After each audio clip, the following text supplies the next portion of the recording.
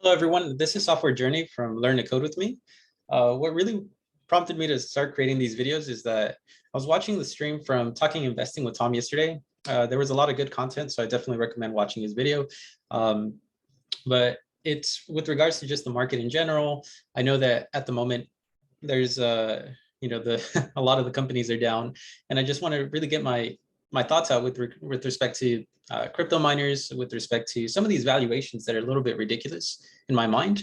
Now, I do want to share a few things from the start. This is going to be an unedited video, so everything you hear is exactly how it sounds. So there's going to be no alterations whatsoever, aside from perhaps maybe like a thumbnail that I put on there. Um, I do also want to admit that this is not financial advice. This is only my opinion for entertainment purposes only. And so feel free, if you enjoy it, hit the like and subscribe button. I hope that you do. Also, with regards to investing, always make sure to do your own due diligence. Make sure to vet the companies or securities that you're trading. And I'll go kind of through some of that information, but once again, it's going to be up to you to make sure to make responsible decisions. Now, as far as things go in the market right now, I know that everything is down. As small caps were hit as of last November, that's really where they peaked.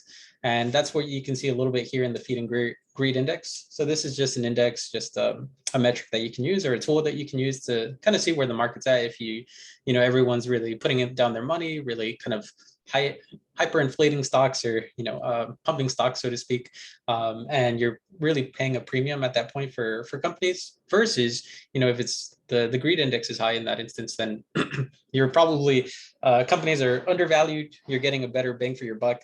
And that's what we're seeing at the moment. So previously, if you've owned any of the small caps, you saw that in November, that's when a lot of companies hit their high. Nowadays, everything is pretty much down. I believe this past week, a lot of companies even hit their all-time low, or if not within the past few weeks. Right, we saw the S&P, I think, hit like $400. So aside from small caps, also the whole market is just following. So that can be for a variety of reasons, but in general, you see the whole market being impacted. You can see Facebook being halved from $400 to, I don't know, I think right now it's like 200. Netflix as well, that one was just destroyed. Additionally, all these other companies, except for, I think what's looking up right now is just gas prices, or gas companies, just because gas prices per barrel is just so high. For example, I think what instigated that was the war in Ukraine and Russia, and just the ramp up of the economy. But anyways, so if you're not in the gas industry, then you're probably feeling some of this pain. I know what you're saying. You're probably seeing that maybe some options that you had in play are all down. Maybe they completely wiped out to zero. Your stocks might be Bitcoin miners. It's not unreasonable to say that your Bitcoin miners probably like 80-90% down. Makes sense. So once again, these are just some of the metrics that really kind of sum up that kind of fear that you're seeing. And but one thing I do want to share is that it tends to be cyclical, right? We don't know when a bottom is going to hit, but these indicators, when you put them all together, they give you a good picture of how undervalued certain sectors are, or overall the market is, and when to kind of go back in. Right now, I think it's a great time. I've been loading the boat recently, and so that's just kind of my opinion on it. I think that the sector that's perhaps one of the most undervalued at the moment is specifically the Bitcoin miners, the crypto miners, and that's what I want to get into a little bit about today. But a few things that I want to say is that with regards to investing, you probably want to be looking out for a few skills. I'm going to create some videos on this, and once again, this is just for entertainment purposes, but feel free to kind of I don't know, look at this information and then kind of research it. But there's a few things that I want to stress, and that's you want to try value investing and for the long run. And that's because if you try to work on solely technicals, if you try to do short-term day trading, or some trading just on momentum off of earnings, if you try anything other than value investing, it generally can backfire. Value investing is a good consistent way to go about it. There's tons of very successful investors that have just sworn by value investing. I think it's the smartest. Just hold it for the long run, just because the markets can vary so much. The volatility is kind of baked in there, whereas overall, if a company is, making money, if a company has a solid balance sheet, then it's going to go up. Sometimes it'll go ahead and have some swings of volatility downward, but for the most part, it'll what's called regress to the mean. It'll go to its true value. Okay, so I hate to kind of throw statistics out there, but just know that's generally what it means. Now, in order to perform value investing, you also need to know how to read a balance sheet. So I hope to have a video, a lot of these skills, I'm going to go ahead and put out videos for them, but reading a balance sheet is incredibly important. I feel that a lot of the comments that I see on, stock tweets or different kinds of, YouTube videos or anything, I see a lot of people that kind of don't really understand more than perhaps like what a sector is and just like what the share price is. Now, it's good to know what the share price is and whether it's moving up or down, but that's just at the very surface level. There's more to it to consider. Is it profitable? What's its net income like? What are the margins like? How does it compare relative to the industry, to the sector? What's its book value? That's, I think, one of the biggest things that for me, what's its book value and what's the market cap? Okay, so those are some of the biggest metrics that I could think of, just because, if the book value, you can think of it as almost an idea where you're buying a car. A lot of times you look up MSRP, right? You go to Kelley Blue Book and you say like, okay, what's this car for? So let's actually take a look at that. So Kelley Blue Book, and then let's look at, I don't know, let's say a Nissan Altima 2017. And so this is just to give you an idea. Let's go ahead and go here. Hopefully it just gives us a price. See cars for sale. Actually, maybe just build and price. Okay, let's just select any of these. Let's just go lowest trim for all of these. So let's go to black. Okay, let's go next. Okay, get used car price. Yeah. So here, you're probably more familiar with these kind of values. You can see that the fair price for this car is going to be around 15K to 18K. So fair purchase price about 17, so right, 16.7. Now that's the Blue Book price. If you go into car dealers, you're probably going to want to pay that amount, or maybe it's understandable with the market. You might want to pay maybe perhaps a little bit more to get the car, but generally you're going to want to paying around this price. Now, a lot of times if companies are growth companies, they're looking like they're going to increase just dramatically. Sometimes they'll have huge valuations, and so their book value might be, let's say, for example, 17K, but you're willing to pay up to 54K for that car. And now that sounds ridiculous, but that happens all the time in the stock market. At the same time, there are sometimes where you get a deal, and the deal is it's worth 16.7. and you pay 16.7. If you can pay the book value, that's perfect.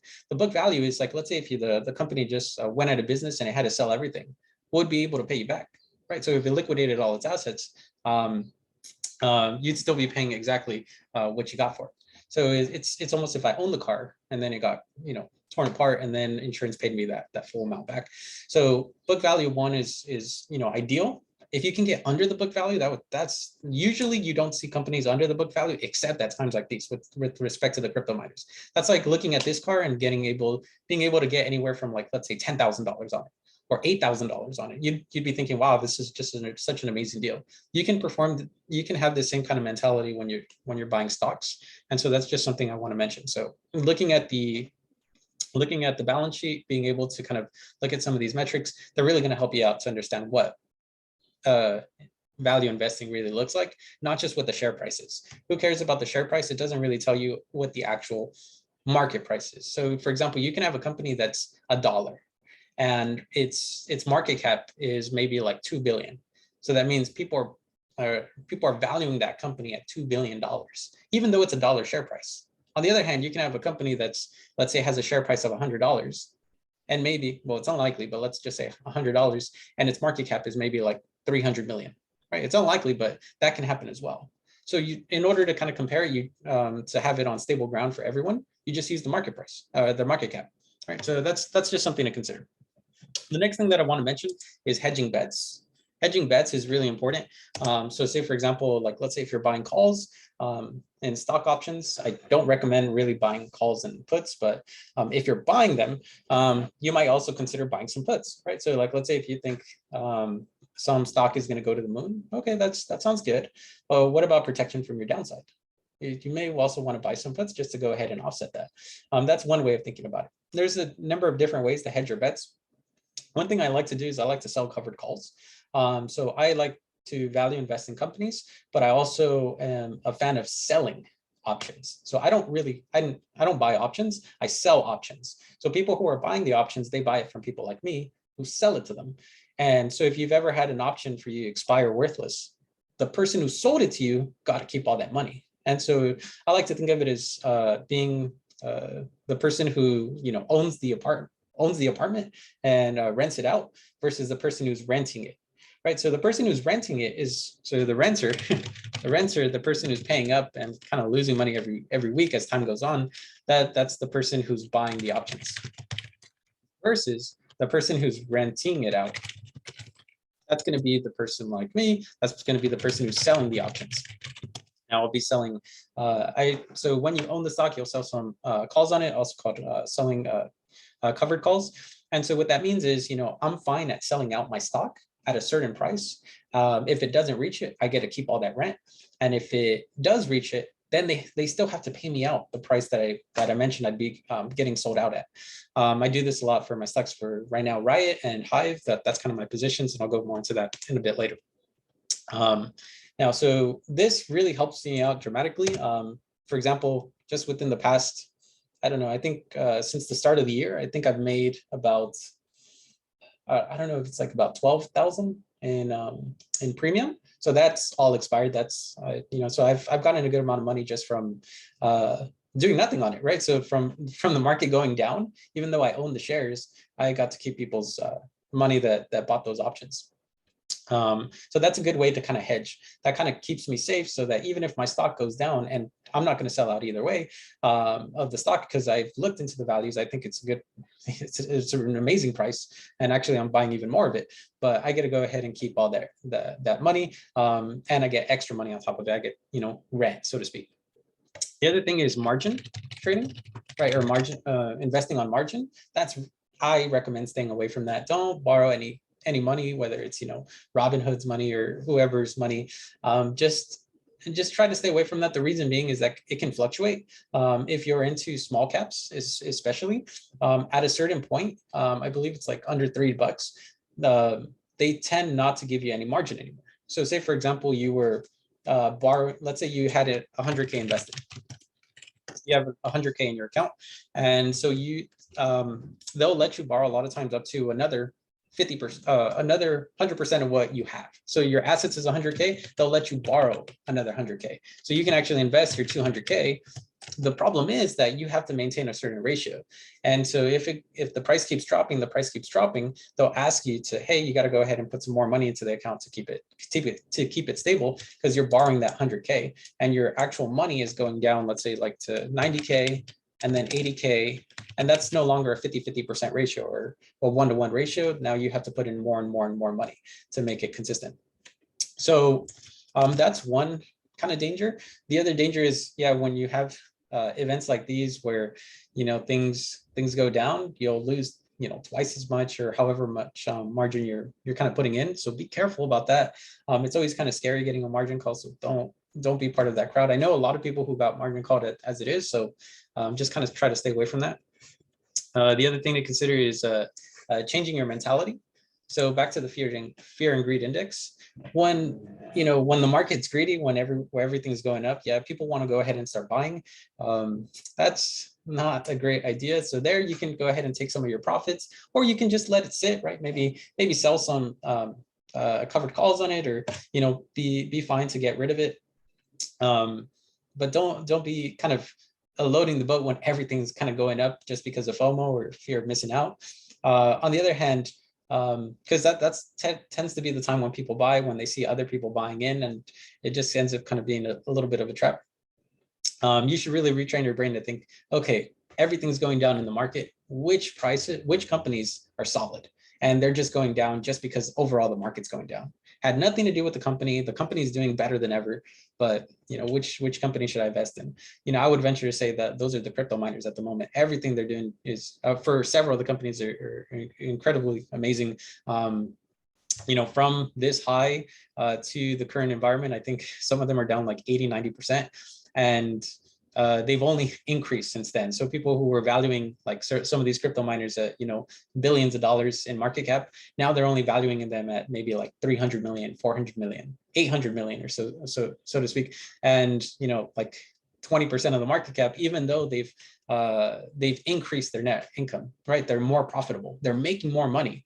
So it's like you can think of it as here they were buying the car at an expensive price and they were happy with that. Nowadays, the car, not only is it that same car, but it's got extra cash in it. It's just full of cash. And every month people are throwing more cash inside of that car, but people are for some reason wanting to pay less for it. That doesn't really make sense, right? Unless you're a value investor. If you're a value investor, that doesn't really make sense, except it's just a buying opportunity. So those are just some things to consider. Once again, I'll make some videos kind of going into depth about all of these topics, but I hope that this is kind of a little bit educational, just because I want to make sure that the people are mindful of what they're investing in and really how to kind of be a little bit more consistent or be a little bit safer about what they invest in. Remember, always perform your due diligence. Now, the next thing to consider that I want to kind of talk about is crypto miners.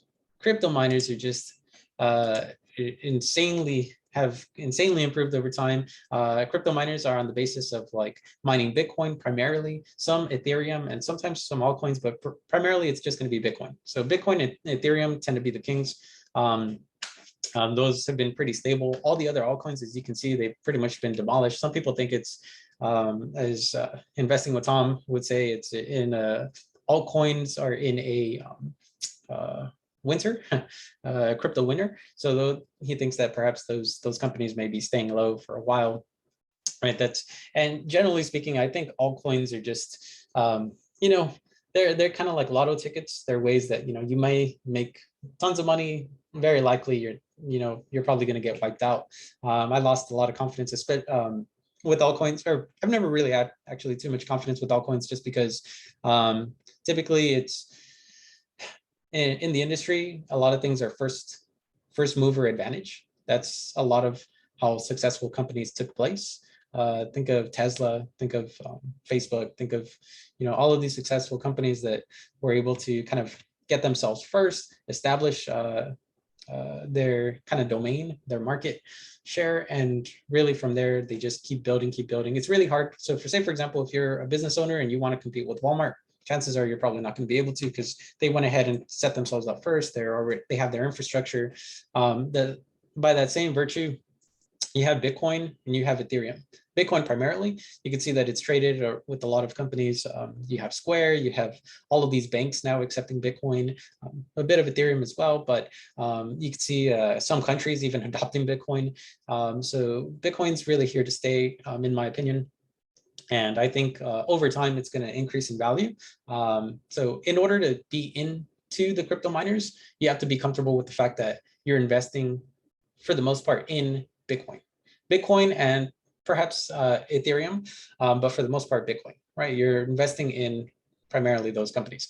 Now, if you don't feel that Bitcoin has a future, then that's completely understandable. I would probably recommend that's probably a good sign to stay away from crypto miners. But if you think that crypto is an asset that's here to stay and will increase in value over time, then Bitcoin miners are a great bet. In general, let's look at some in particular. So one that I like myself is Hive. Hive is one that I'm invested in. I have many shares, and I've just been loading more and more of them at the moment. It's extremely undervalued. You can take a look at its market cap.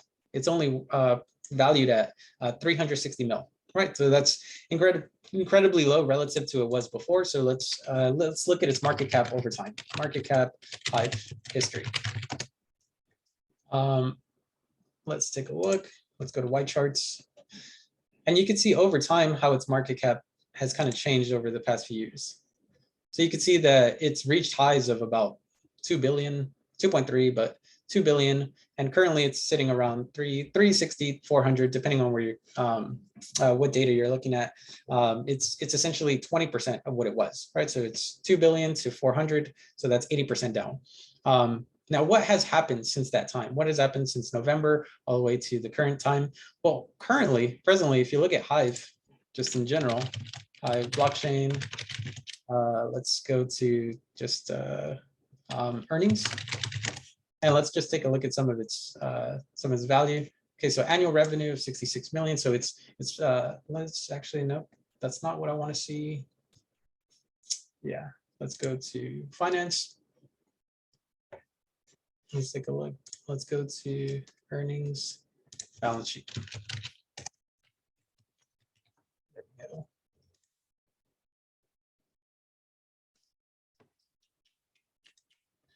All right, let's go ahead and take a look at just a quick look at the balance sheet. So we can see for 2021, so this hasn't been updated yet because their yearly report hasn't been sent out. I think that's going to happen in about 3 months or so, and in August. But from what we can see is total current assets. Oh no, that's 2021. That was from before. Yeah, that's a little bit too long ago because they drastically increased in the past few years. Let's go ahead and take a look. Investing. Actually, it should be on their website. I don't know why I'm kind of struggling here. Just go to blockchain. There we go. Investors. So if you've ever had trouble kind of finding any kind of documents you want to look for, you could go ahead and just go to the website, the direct company's website, go to investors, and then from there they tend to provide some information. So let's look at this. Q4. So this is only going to be for Q4. This is going to be from September to December. Let's take a look at it. And let's have that pop up in just a second. We can also, yeah. So generally speaking, they'll give you some information on what's happening. I like to go straight to the balance sheet if it's available. Yeah, let's take a look. Oh, looks like it's just a PowerPoint in this instance. Okay, well, the biggest thing to look at is that this company mines both Bitcoin and Ethereum. So that seems a little bit confusing when you kind of put it into the math of it, but just know at the moment, it mines, we're just going to talk about it in Bitcoin equivalent. So you can think of it as all the Ethereum that it mines, it's just going to cash it out and put it into Bitcoin, right? So right now it's about 4.5 exahash of Bitcoin mining. A lot of the big companies right now, so I think only 2 other companies, I believe, I want to say have a higher exahash than this. That's going to be Cores with about, I think it's about 9 exahash. And there's also, I believe, Riot having about, I don't know, I want to say like 5 or 6 exahash. But this company is, I think, the 3rd largest Bitcoin producer or Bitcoin equivalent producer. If you look at the amount that it's mining, I believe it's 450 coins per month. So let's take a look. Yeah, so you can see the total hash rate. Actually, here's a comparison of Hive versus the other companies. So the total hash rates, don't like this because it's just going to be Bitcoin. There we go. So Bitcoin produced. So you can see within January, the Bitcoin produced was 425 relative to Bitfarms 300 relative to Riot 450. So this was back in January. Now actually it's increased. So Hive's actually at 450. Riot's actually around, I think, around 500. Cores is destroying everyone at about 1,200 coins. But Core, just to let you know, also has a lot of downside with respect to how many liabilities it has. It has a lot of debt outstanding, so be careful with that. That's why I tend to be more of advocate for Hive and Riot, as in my opinion, they just tend to have better valuations.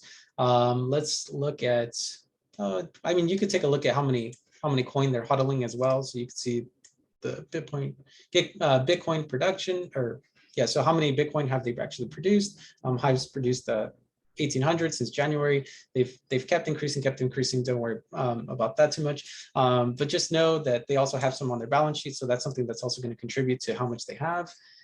There we go. Okay, so let's take a look at this. So as of December 31st, 2021, they had, so at the beginning of the year, they had 63 million cash on hand.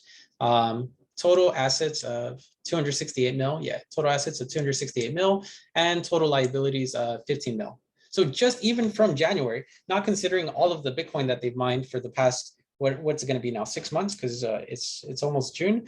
They've been mining 450 Bitcoin times 6, 450 times 6. Actually, let's just be more conservative about it. Let's say 425 times 6.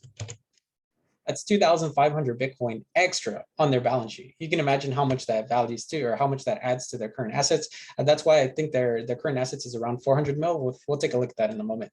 But they have almost no liabilities relative to each other. They could pay off their debt easily if they wanted to. They could sell some of that Bitcoin, and they could be a debt-free company, and they could just continue with their production, just printing out cash every single month. And that's what you see for this company. That's what you see for other companies as well. You can see that they have a positive earnings, right? Because they're making money.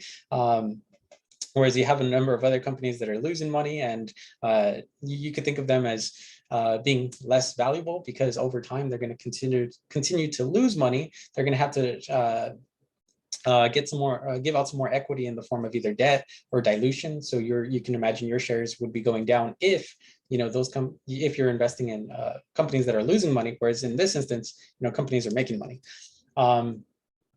So these are all just some good metrics. Feel free to kind of take a look around that. You can see the margins as well with respect to margin percentages. Let's see. So here's just showing that their digital mining, or the Bitcoin mining, or their mining in general, is making them a huge amount of money. The net income, 66 mil. Let's keep going down. Okay, no, let's go back to here. Okay. You see, so right now they're valued at 360 mil. Going back to that blue book idea, going back to that idea of what their book value is. Actually, let's look at that right now. Let's go ahead and blockchain book value. So if they were to liquidate everything, if they just had everything on the books at the moment, let's see, should be about. Don't want the ratio. That's fine. Let's just go back here. So if you were to get all of their assets and subtract their liabilities,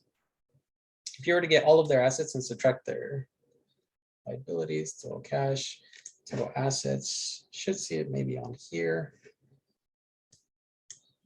Nope. Let's go. Yeah, no. Balance sheet, cash flow, a little bit too specific, revenue. Okay, so if you were to look at their price to book value, you could see that their market cap is, their company is currently valued under their total assets. So let's say, and actually there's like a quick valuation for that. So you can just do 360 divided by 0.83. So I'm not sure where they have the value, but 360 divided by 0.83. And there you can see that their book value is 433 million. So you could just always get the actual market cap and just divide it by the price per book, or the price per book ratio. And you can see that 433 million is their book value, Now, you could, let's say if you were purchasing that company at the moment, then you would be buying it at 360 million. It goes back to that idea of, if you could buy a car for 17,000, or if a car costs 17,000, right? That's what it should be according to Kelly Blue Book, and you're buying it for lower than that value, then you're probably getting a steal for it. By that same idea, if this is worth 433 million and you're going to purchase it for 360 mil, right? Every time you're purchasing a share, it's going to be a reflection of that. It's just a smaller percentage of it. Then you're getting it at a great deal. Now, why would this be under 1, right? There's a few reasons. It could be that the market is thinking, well, we think that Bitcoin or crypto is going to 0, or we think that it can be drastically reduced. And if that happens, then really this, all these crypto miners kind of go out of business, because there's no real use for those miners anymore if crypto were to go to 0, right? But currently we've been staying at around 30K for Bitcoin prices. That's been pretty stable. Within the past year alone, we've hit, I believe, within the past 52 weeks, we've hit a high of about nearly 70K. I think it was like 68,000. And so we can see that, Bitcoin naturally, crypto in general is naturally going to fluctuate. It's actually a very, very small market cap itself, crypto or Bitcoin relative to other companies.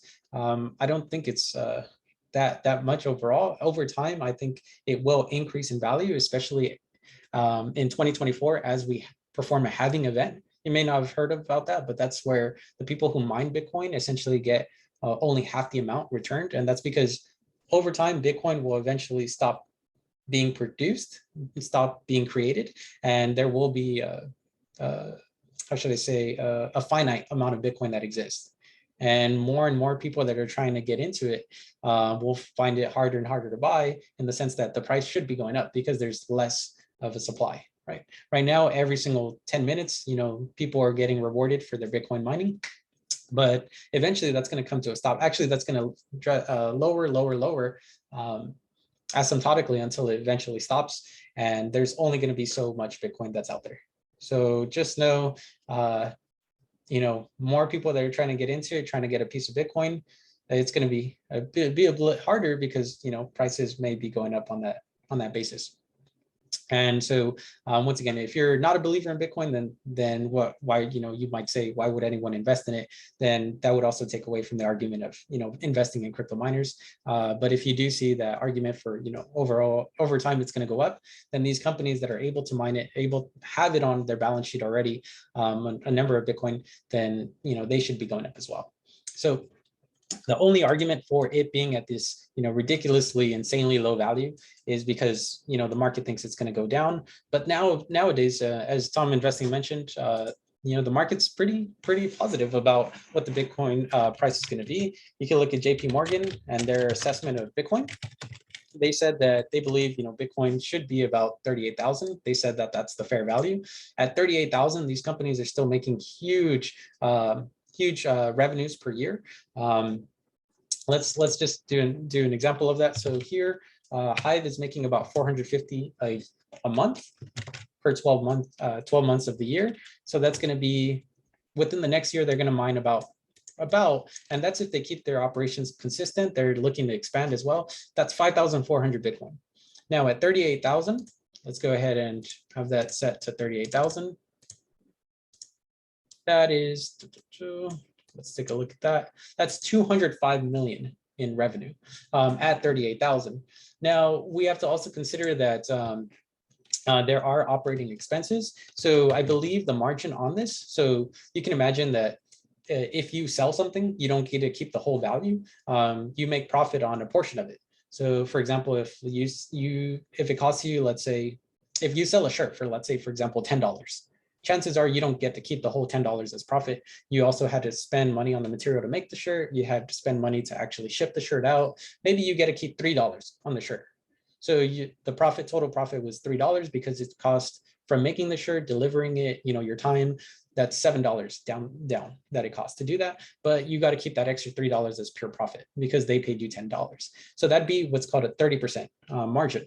Now, in this instance, these companies have insanely high margins. I've seen anywhere from 70% to as high as 85%. So let's be a little bit conservative and just say that this is 70%. If we take a look at that times, there we go, times 3,000. 38,000, 38,123 times, there we go. So this is the 450 Bitcoin they mine per month for the 12 months. So that's going to be the entire year, times the price of Bitcoin, which they believe, JP Morgan believes the fair value is 38K. And then here we have a margin of about 70%, which is pretty conservative. Let's go ahead and take a look at that. You can see that within the next year, just at their current operations, they should be making about $143 million with a market cap of 360. So that means what's that? 360 divided by 143. 360 divided by 143. You can see that in 2.5 years at their current rate, they should be essentially, they could buy out their whole entire company, right? Just from the profit they receive, they could, buy out all of the investors and say, you know what, we'll go ahead and buy back our company and we'll get that back. So for the people who think that, this company is going down, and so as long as, Bitcoin price holds and stays, let's say, for example, at 38,000 or above, then for the people who think that, Hive or all of these Bitcoin miners are going down, that doesn't seem like, it just seems kind of nonsensical, to be honest. because that's like saying a company that's making money is for some reason going to start losing value. Well, if I was the owner, I would just go ahead and say, okay, if you want to buy it for less, then I'll just eventually buy it back and keep all the money for myself, right? That's what management would want to do for that. So yeah, so if you look at the math, it doesn't really make sense about those arguments, and you're kind of getting this all out of steel. Let's see, what else did I want to kind of mention? So yeah, so lots of healthy investment profit coming in. Now, say for example, if Bitcoin were to stay down, which is not unusual. Previously, we've had Bitcoin winners where Bitcoin stayed down for about, I don't know if it was like 2 years. I remember during that time, it had spiked up to about 20K and then stayed down about to 3,000 for about, I want to say about 2 years. But then now it's coming back up. So you can see it's a very volatile market. But if you think over the long run, it's going to go back up, then that's just kind of free money. And these are, kind of printing presses. All of these companies are pretty well fit for kind of surviving as long as Bitcoin stays above probably 20,000. If it's below 20,000, then that's when we want to do some like reconsiderations. You also want to look at management. Just generally, is management doing well with respect to what they have to do? And that brings me to my next point, and that's that. Actually, I'll kind of save that for another day. So aside from looking at book value and profitability, I think one thing I mentioned was the quick ratio. So the quick ratio, Hive quick ratio. If you take a look at the Hive quick ratio, you'll see that it's about 17. So what that means is that I know this is something I'll kind of cover a little bit later, but you can imagine that you have to pay your bills every single month. You have to pay your phone bill, you have to pay your car insurance, right? It kind of looks at like how much money you have on you and if you're able to pay those bills. So say, for example, if your bills every month come out to, hypothetically, let's just say $500, and you have $10,000. Well, you have more than enough money to pay your bills in the short term. So you have no problem, no issues of going bankrupt and having to say, I can't pay my bills. You can take anything you want from me. So that's not going to happen. So how would you calculate that quick ratio? Just from the example, 10,000, divide that by the amount that you have to pay in the short term. That's 500. So your quick ratio is 20. Now look at Hive's ratio. Hive's ratio for its current liabilities, because it owes almost nothing, is 17. So it has so much assets relative to what it owes that it's perfectly fine. Versus other companies, one in particular that I can think of is GameStop. That one. We take a look at that ratio. You can see that its quick ratio is about 0.5. Well, actually, no, that was from last year. I don't know what its current ratio is. Yeah, its current ratio, okay, its current ratio from the beginning of January was 2. So yes, it's able to pay off what it owes, but that's a lower value than I would kind of want it to be. So that's not good. When it's a ratio of 1-to-1, that means that you have as much as you owe. Now, when it's a ratio of 2, that's not good either, because that's saying that, let's say, for example, you have to pay $500 this month, but you only have $1,000, right? So that's pretty bad. So those are just some things to look at. Now, I know I'm going to get a lot of flack for this, but I also want to talk about GameStop and just kind of my opinion on it. I think it's a pretty terrible company. I know I'm going to get a lot of hate for this, for saying this, but if we just look at it from like a value standpoint, it's pretty bad. And what do I mean by that? Let's look at the book value of GameStop, book value of GME. So let's go to, actually, let's just go to GME, Yahoo, stock. There we go. All right. So let's go ahead and take a look at this. You can see its market cap is about $10.5 billion. That's a lot that people are valuing it at. But let's see how much assets it actually has on hand. Actually, let's go back to its belief statistics. Yeah. All right. You can see the price to book value is 4.56. So once again, okay, actually currently, why does it have 7.3? 7.3. Okay, well, let's just look at the price to book value. So once again, this goes back to the idea of let's say you have a car for 10 grand that you want to buy, right? That's what it should be valued. That's its Kelly Blue Book value. What what someone's doing with GameStop at the moment is they're willing to pay 4.5 times the book value to buy GameStop right now as it is. Right, you can see previously it was insane how much that price to book value was. People were willing to pay 27 times the book value, 14 times the book value, 7 times the book value. Now it's getting, I guess, a little bit more realistic, but still 4.5 times the book value. That means you're paying $45,000 for a $10,000 car. That's I would understand if this was a growth company, if this was making money over time. But let's look at its balance sheet. Let's go ahead and take a look at how much money it made in the past year. Let's go ahead and take a look at its net profit or loss, right? So let's go ahead and take a look. Breakdown, total assets. Okay, so you could see in January its total assets. So it has 3.5 billion, but it owes 1.9 billion, right? So it has about 1.6 billion in assets. But what did we see that market cap was? 1.6 right now. So if you were to liquidate everything, its book value is 1.6. But people are buying it, I think it was for like $10.5 billion. So 10.5 billion divided by 1.6 billion of what it has. Actually, people are willing at that time, people were willing to pay 6.5 of the price to book value. So for a $10,000 car, they were paying 65K. Right. Once again, this is just math. These are actual facts. The kind of undisputed. The way you can frame them is a bit different, but you can't really argue with kind of the numbers here, right? So you can present your argument in the comment section. I'd be happy to discuss it, but just let me know why people might think that GameStop is valued what it should be, aside from the fact that perhaps maybe there's hype or momentum around it, right? That's kind of what I see around there for typically, some of those companies. Now, where was I getting at? So we took a look at the balance sheet. We took a look at its earnings. There we go. So its earnings. Let's see. Okay, there we have our net income. So there we see for the past quarter, so the past 3 months, it lost 150 million. That's like 10% of its assets. So that's like what did we say the assets were? About 1.6 billion, and it lost 100. Let's just call it 150 million. That's roughly about 9-10% of its assets that it lost in 3 months. I mean, at that rate, if you're losing 10% of your assets every 3 months, that's how many months? So that's going to be 10 quarters, which ends up being about 2.5 years. In 2.5 years, this company would technically be kind of worth nothing, right?